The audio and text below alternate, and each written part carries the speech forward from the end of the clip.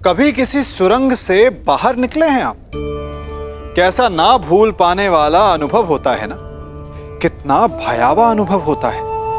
मानो हर पल ऐसा लग रहा होता है कि यदि इस सुरंग में बंद हो गए तो क्या होगा, कैसे निकलेंगे इस सुरंग से।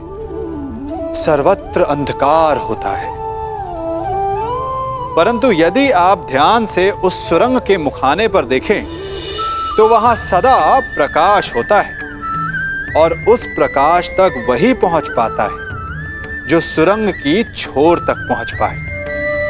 और ऐसा ही हमारा जीवन भी है। इसी प्रकार कई बार हम स्वयं को निराशा की सुरंग में पाते हैं, जहां बाहर जाने का मार्ग नहीं सूझता। मानो जैसे जीवन आनंद सब समाप्त हो जाएगा। परंतु ऐसी परिस्थिति में ठीक उस सुरंग की भांति इस निराशा को समाप्त करने वाला आशा का प्रकाश उसे ही मिलता है जो निरंतर आगे बढ़ता रहे। यदि आपके जीवन में कभी भी निराशा आए, कोई भी समस्या आए, तो उसका समाधान है निरंतर प्रयत्न करते रहना। प्रयत्न करते रहिए, आपको सफलता अवश्य मिलेगी। शेषगढ़ ने माता कुंती को वचन दिया था कि उनके 5 पुत्र जीवित रहेंगे। क्या तुम उनके वचन को झूठा हो जाने दोगे? हाँ? उत्तर दो भीम, कैसे परास्त करोगे दुर्योधन को? जोड़ पर से प्रत्येक वस्तु दुर्बल होती है धर्मराज। दुर्योधन की जंघा और उसकी कमर का जोड़ अभी भी मानविक है।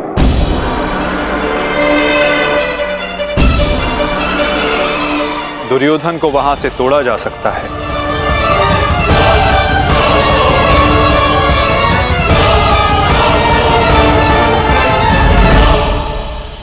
परंतु यह अधर्म होगा माधव।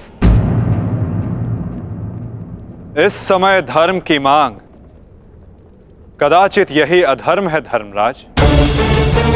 दुर्योधन का अंत धर्म की मांग है।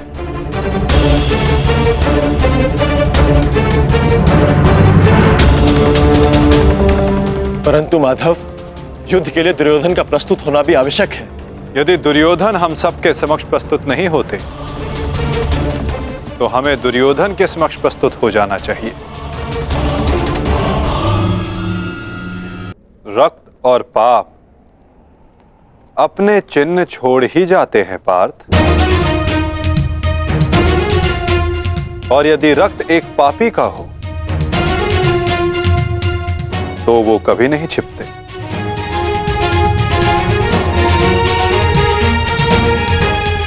उधर देखो पार्थ,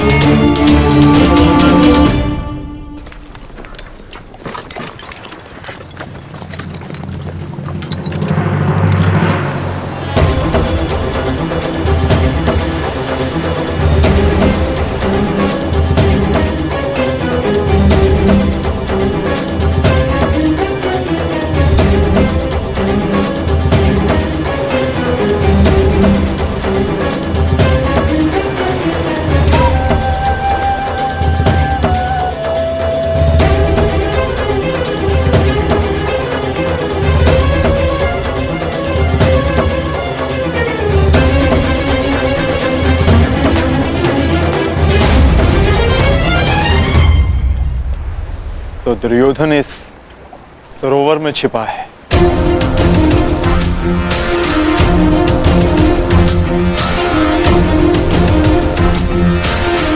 आवाहन दो विकोदर।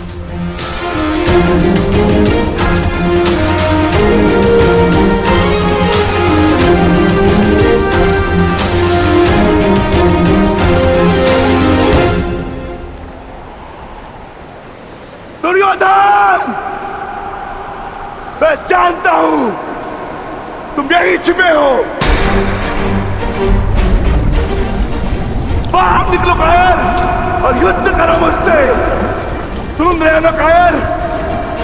सामने आओ। क्या इस प्रकार मेरा सामना करोगे? बाहर निकलो और बंद करो मुझसे।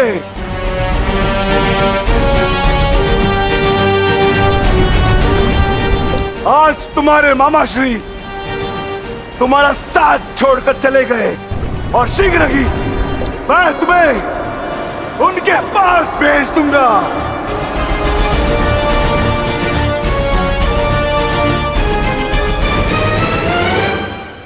अरे वज्र का शरीर लेकर भी भयभीत हो दुर्योधन।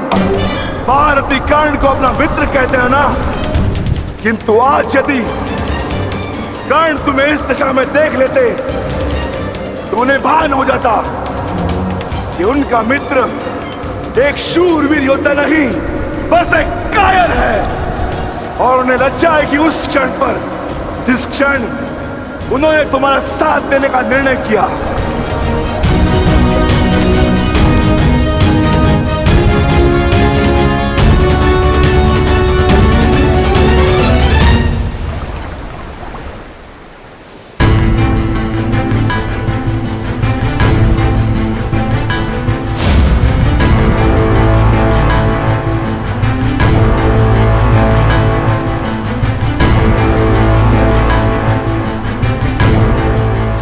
विकोदर,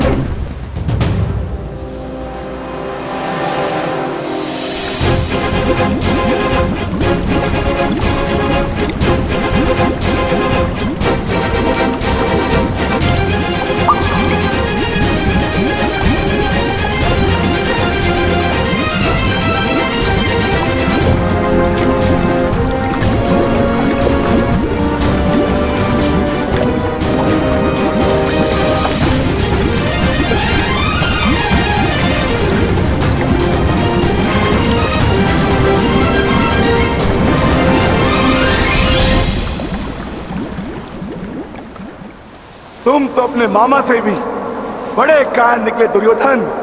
विश्वास नहीं होता कि तुम वही दुर्योधन हो जिसे ज्येष्ठ कर्ण हस्तिनापुर का महाराज बनाना चाहते थे।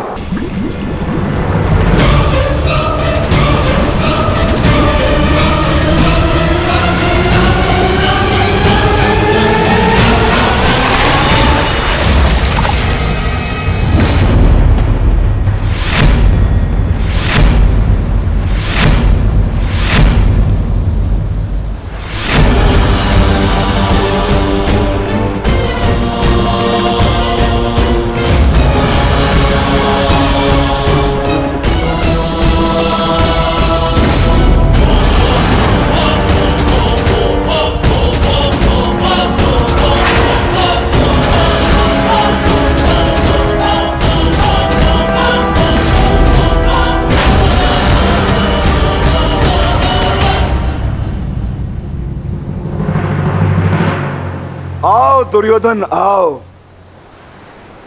स्वागत है तुम्हारा। एक क्षण के लिए ऐसा लगा कि तुम इसी भांति सदैव छिपे रहोगे।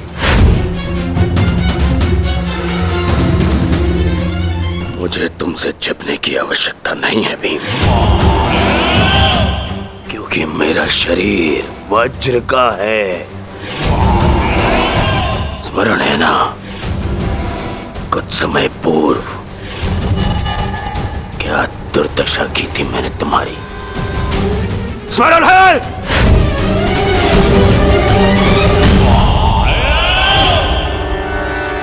दुर्योधन सत्य कह रहे हैं विकोदर। दुर्योधन छिप नहीं रहे थे, वो तो जल साधना में लीन थे। ये तैयारी तो युद्ध से पहले की थी दुर्योधन, है ना?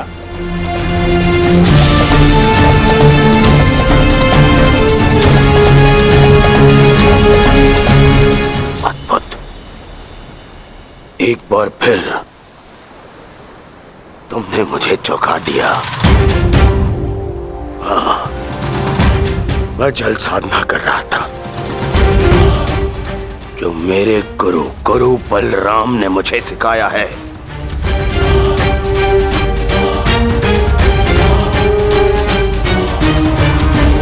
आशा करता हूं कि मुझे विलंब ना हुआ हो।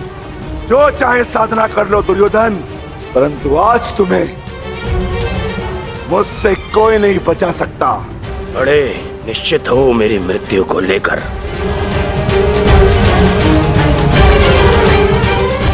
आज क्या कोई नया छल लाए हो मेरे लिए? हाँ, कोई छल नहीं होगा, युद्ध करो। उन्हें सोचा नहीं कि कैसे पांडव एक एक करके तुमसे युद्ध कर रहे थे। यही उस वासुदेव कृष्ण की नीति है कि तुम्हें थकाकर तुम्हें निशस्त्र कर दें। ठीक है, युद्ध होगा, परंतु एक बार में एक ही से होगा और उससे होगा जिससे मैं चाहूंगा।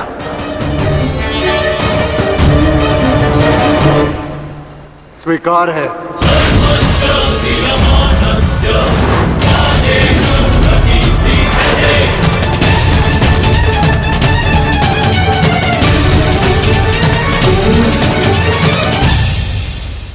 किंतु दुर्योधन, प्रश्न ये उठता है कि तुम युद्ध किससे करोगे?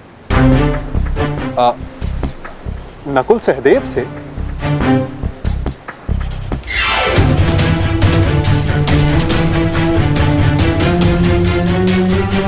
हाँ, उचित है। नकुल तुमसे दुर्बल है, तो उसको परास्त करना तुम्हारे लिए सरल होगा। और सहदेव ने तो तुम्हारे मामा श्री का वध करके अपनी प्रतिज्ञा पूर्ण की है ना?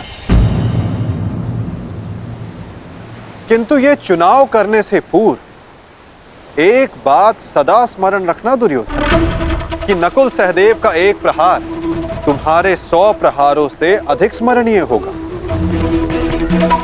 और नकुल सहदेव को तुमसे कहीं अधिक सम्मान मिलेगा। हाँ, कदाचित इस द्वंद्व में, इस महाभारत में तुम भले ही विजयी हो जाओ, किंतु सदा के लिए तुम अपना मान सम्मान और यश खो बैठोगे दुर्योधन।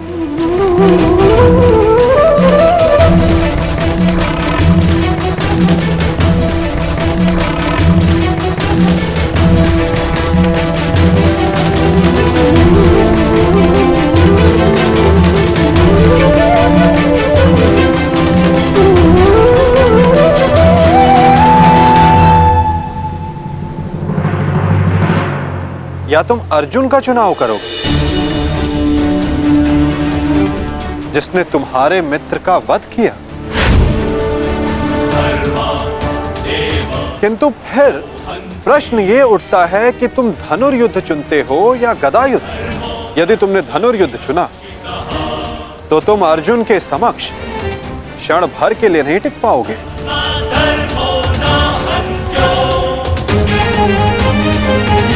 और यदि तुमने गदा युद्ध चुना तो समस्त संसार तुम्हें इस अन्यायपूर्ण चुनाव के लिए सदा धिक्कारता रहेगा।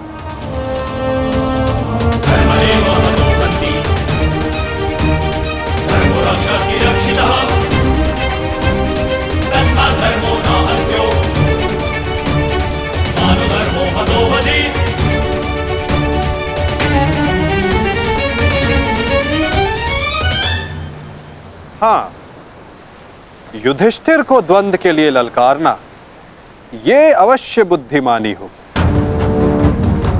क्योंकि यदि राजा को मारोगे तो सेना तो स्वयं परास्त हो जाएगी। किंतु ये बात स्मरण रखना दुर्योधन, यदि तुमने ऐसा किया तो समस्त संसार तुम्हें उस कायर की भांति स्मरण करेगा जिसने स्वयं से निर्बल को परास्त करने का विकल्प चुना।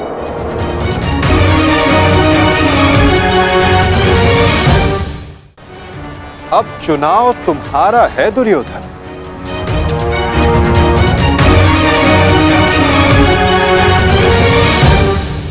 नहीं चलिए, ये फिर तुम्हारा कोई छल है। मेरा चुनाव केवल वो होगा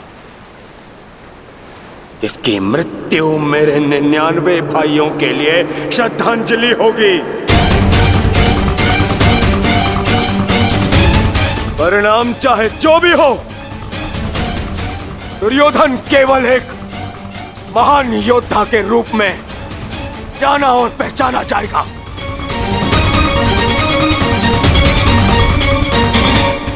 मैं दुर्योधन द्वंद्व के लिए भीम को चुनता हूं।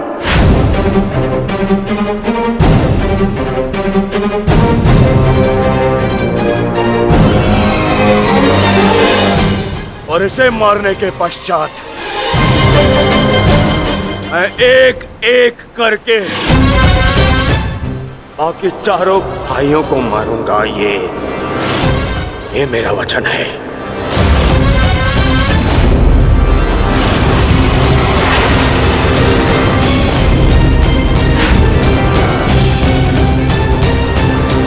तो प्रतीक्षा किस बात की है दुर्योधन? अब समय ही बताएगा कि तुम मुझे मारकर अपने 99 भाइयों को श्रद्धांजलि दोगे या मैं तुम्हें उनके पास पहुंचा दूंगा।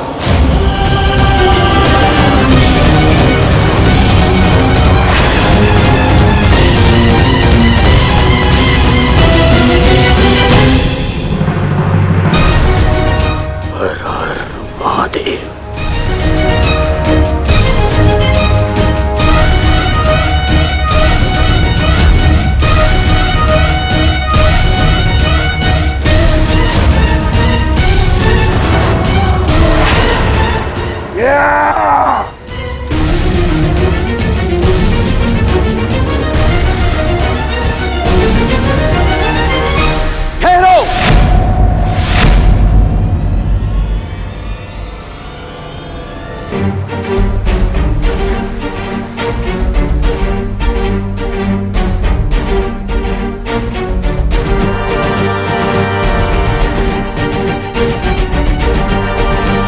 प्रणिपात दाऊ।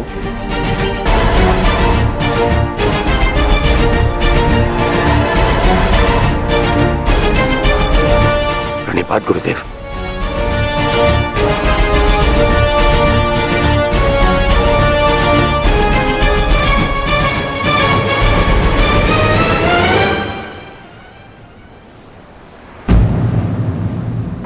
अक्षौहिणी सेना का विनाश हो चुका है कान्हा। आर्यव्रत के सभी महारथी काल के गाल में समा चुके हैं।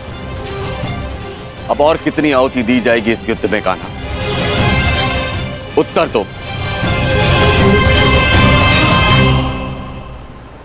बंद करो ये विनाश, बंद करो ये महाभारत अब।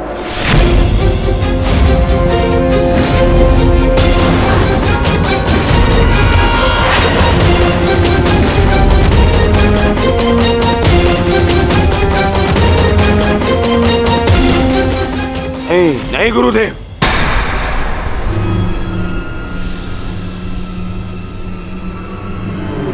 मैं इतना कुछ खो चुका हूं कि अब जब तक मेरा प्रतिशोध पूर्ण ना हो जाए ये युद्ध समाप्त नहीं हो सकता।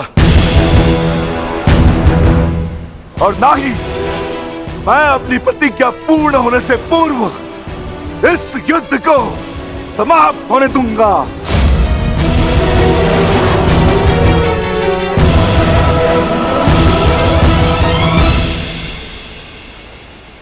तुमने जो प्रतिज्ञा दुर्योधन के लिए ली है, अब उसका पूर्ण होना असंभव है।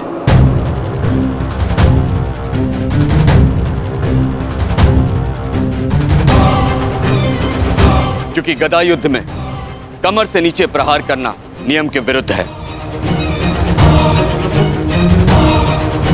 और तुमने प्रतिज्ञा ली है दुर्योधन की जंगा तोड़ने की।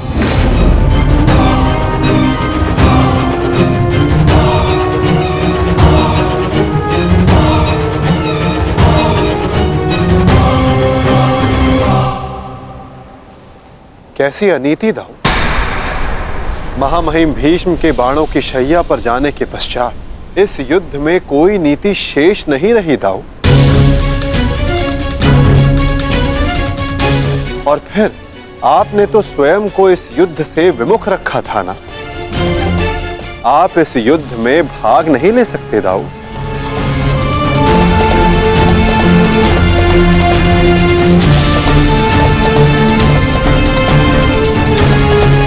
ये युद्ध धर्म स्थापना के लिए है दाऊ। मैं यही तो देखने आया हूं कान्हा कि इस धर्म स्थापना की युद्ध में कोई अधर्म ना हो।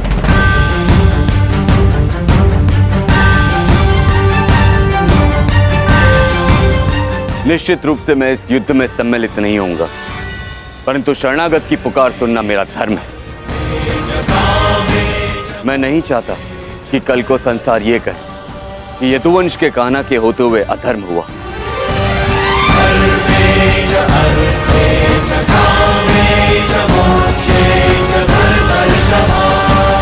यदि ये दोनों युद्ध करना चाहते हैं तो करें।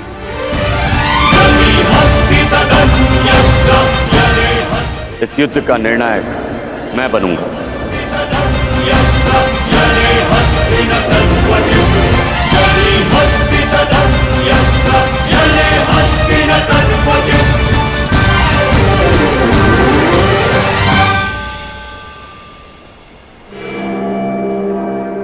और स्मरण रहे, जिसने भी इस युद्ध में नियमों का उल्लंघन करके विजय पाई, उसे मैं स्वयं अपने हल से समाप्त कर दूंगा।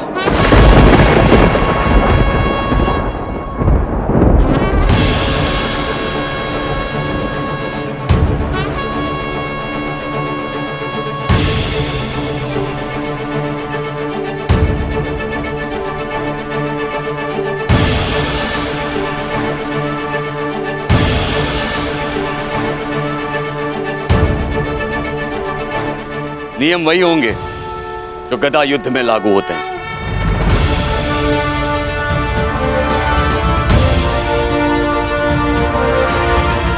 और युद्ध में कोई भी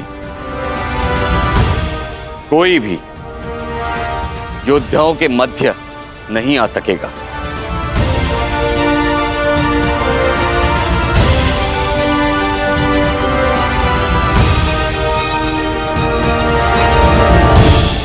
इस द्वंद्व का विजेता इस युद्ध का विजेता माना जाएगा।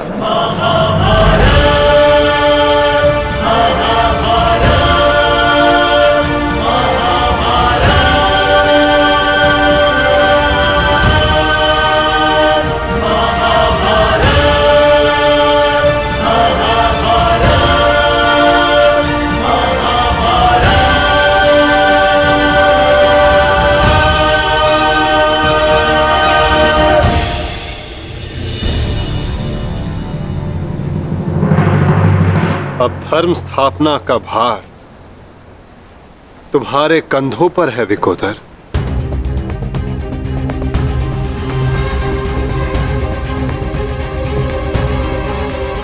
यदि मेरे कंधों पर कोई भार है तो केवल मेरी प्रतिज्ञा का, जिसे मैं अवश्य पूर्ण करूंगा।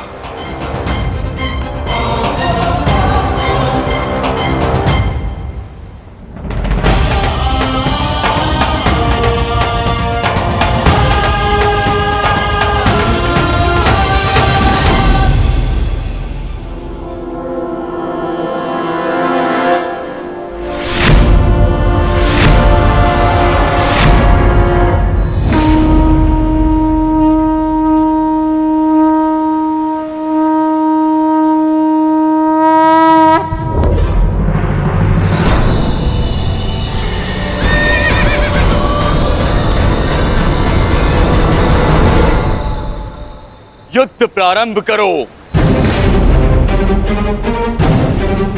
अब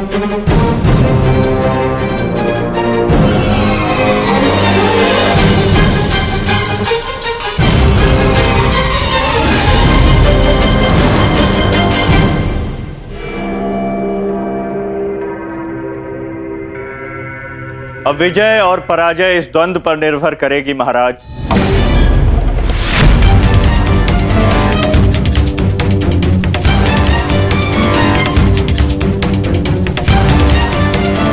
एक ओर प्रतिशोध है तो दूसरी ओर प्रतिज्ञा।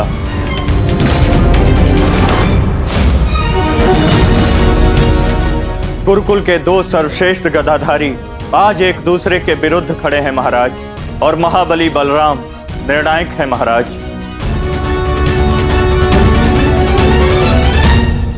मुझे इस बात में कभी भी संदेह नहीं था संजय कि मेरा पुत्र भीम से श्रेष्ठ गदाधारी है। मुझे पूर्ण विश्वास है कि मेरा पुत्र भीम को अवश्य परास्त करेगा।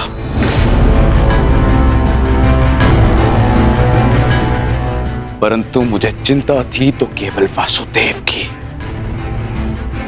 कि कहीं वो किसी प्रकार का छल ना करे। परंतु अब गांधारी के वरदान फल स्वरूप न भीम दुर्योधन का कुछ बिगाड़ पाएगा, और हलधर बलराम के मध्य में उपस्थित होने के कारण वासुदेव भी हमारे पुत्र के साथ कोई छल नहीं कर पाएंगे। हस्तिनापुर में उत्सव की तैयारी करो। मेरा पुत्र इस संसार का सबसे बड़ा युद्ध जीत कर आने वाला है। हाँ, तैयारी करो।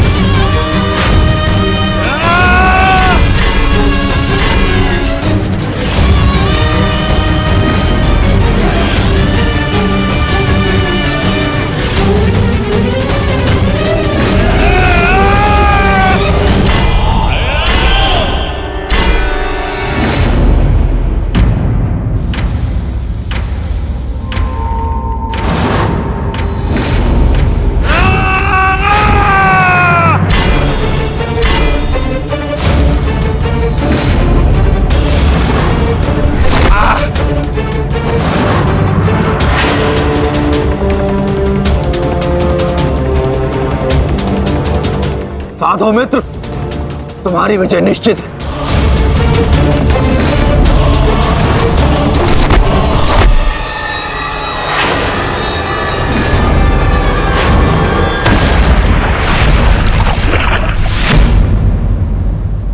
माधव, यदि ऐसा ही चलता रहा तो भीम दुर्योधन के आगे अधिक समय तक टिक नहीं पाएगा।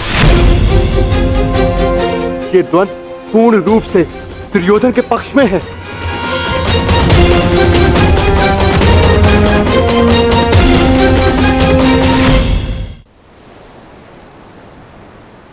धर्म स्थापना का मार्ग सरल कहां होता है धर्मराज?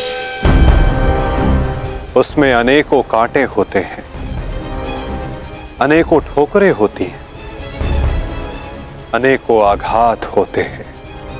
महाबली बलराम अब इस युद्ध के निर्णायक हैं। युद्ध का परिणाम इस द्वंद्व पर निर्भर है।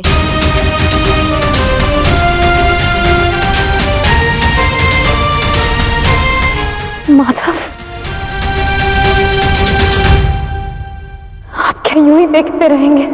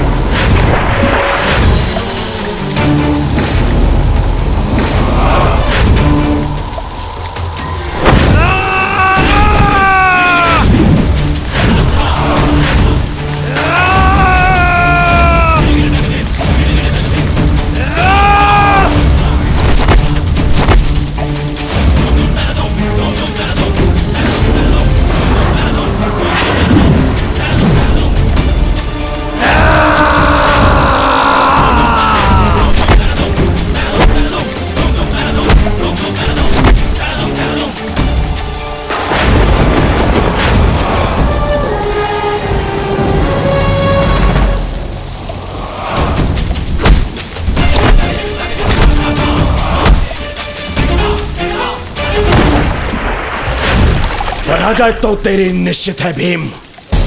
फिर क्यों पराजय के साथ साथ मृत्यु का भी आह्वान कर रहा है?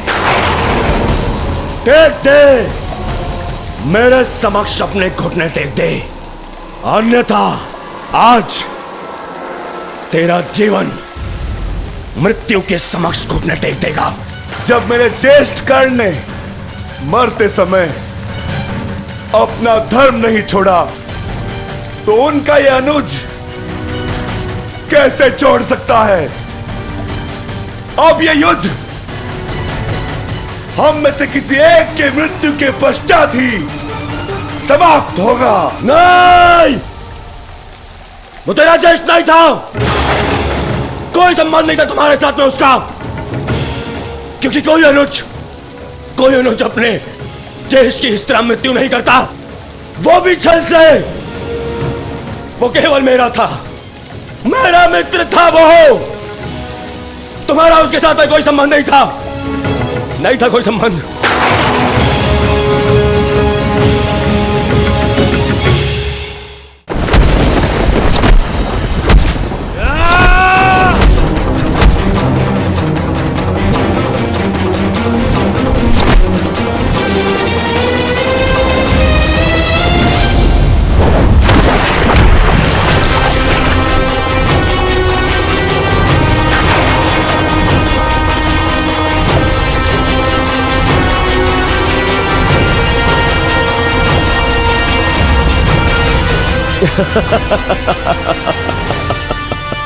क्यों पांडवों, आनंद आ रहा है?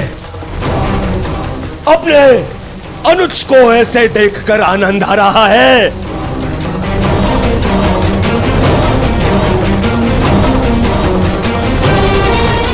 इसी के सहारे इस युद्ध में विजय प्राप्त करने का स्वप्न देखा था ना तुम लोगों ने?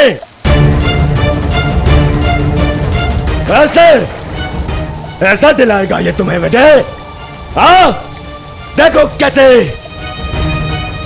कैसे निरी लाचार धरती की गोद में धंसा हुआ है ये।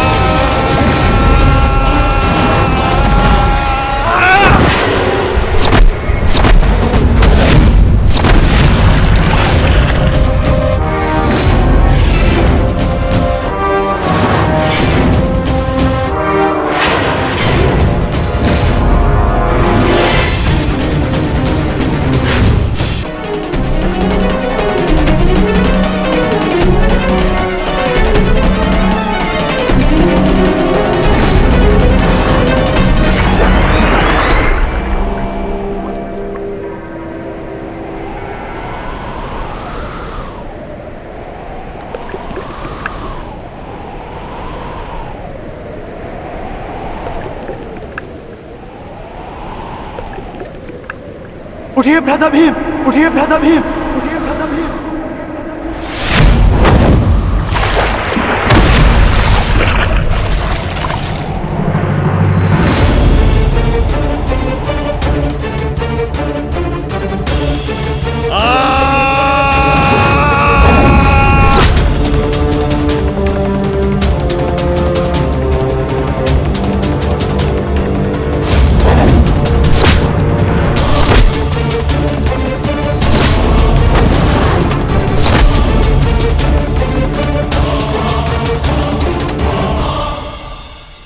प्रतिज्ञा ली थी ना तुमने कि तुम मेरी जंगा तोड़ेगा। आज मैं प्रतिज्ञा लेता हूं तुझे मारने के पश्चात, उन पांडवों का वध करने के पश्चात उस 5 पतियों वाली पांचाली का पूरे कुरुसभा के बीच फिर से वस्त्रहरण करूंगा और अपनी इसी जंगा पर बिठाऊंगा।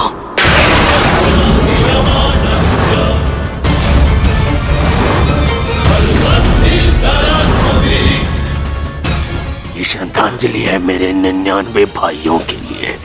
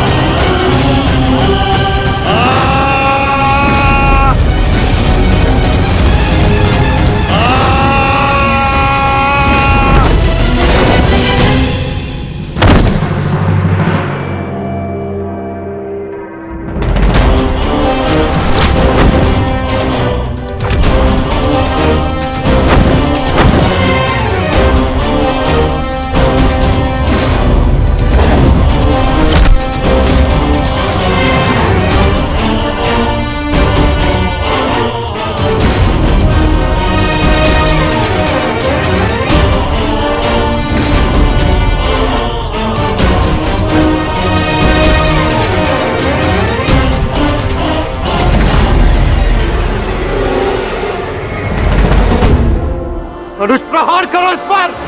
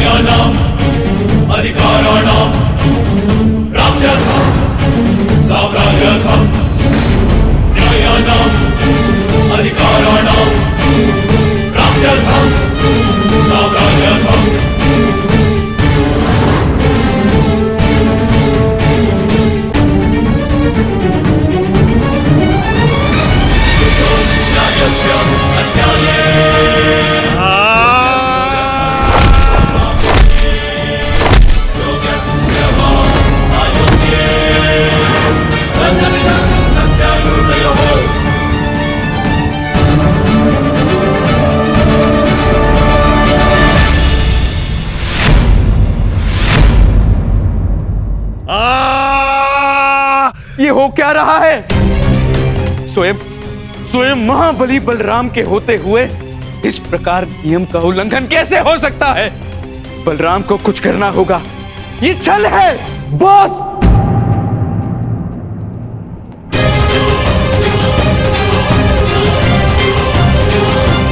नियम भंग हुआ है।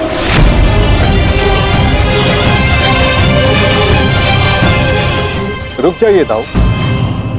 आपने कहा था कि जो नियम भंग करके विजय प्राप्त करेगा तो आप उसे दंड देंगे, किंतु अभी जय विजय का निर्णय नहीं हुआ है दाऊ। आप भीम को अभी दंडित नहीं कर सकते।